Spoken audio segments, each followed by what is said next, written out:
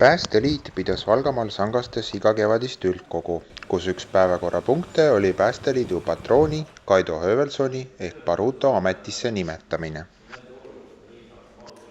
Kohal oli pea 100 inimest üle Eesti tegutsevate vabatahtlike päästjate ja vabatahtlike merepäästjate esindajatena.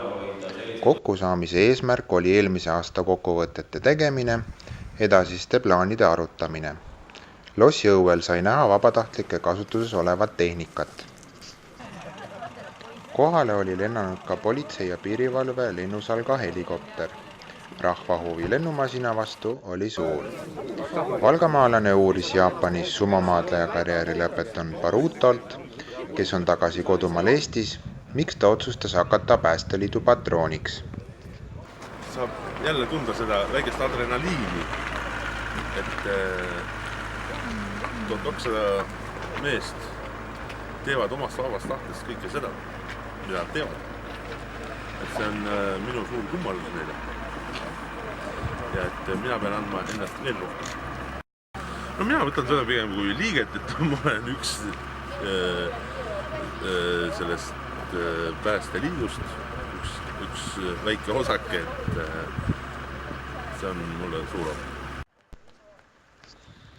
Pärast 10 aastat Jaapanis püüab Höövelson Eesti ellu taas sisse elada.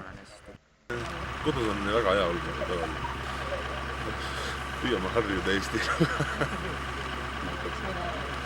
No kas või siia sisse elamiseks 10 aastat on väga olnud. Eesti keel tuleb välja küll veel.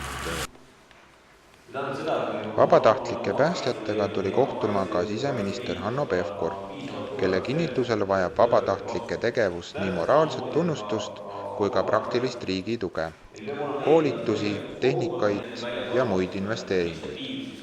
Pevkur tõi välja, et 2011. aastal eraldati riigieelarvest vabatahtlike päästekomandode toetamiseks veidi üle 300 000 euro. Sel aastal aga juba 1,15 miljonit.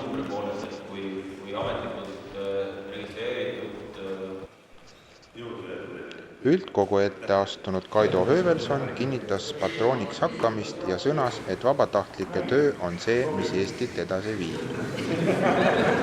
Baruto on edaspidi kõigi Eesti vabatahtlike päästjate ja merepäästjate eestkostja ning toetaja. Endine tippsportlane sümboolseks kingituseks päästja kiivri ja särgi.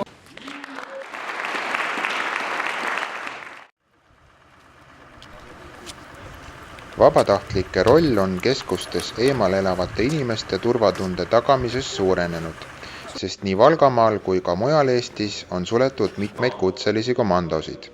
Siseministeeriumi selle aasta üheks ülesandeks on leida vabatahtlikele täiendavaid rahastamisallikaid.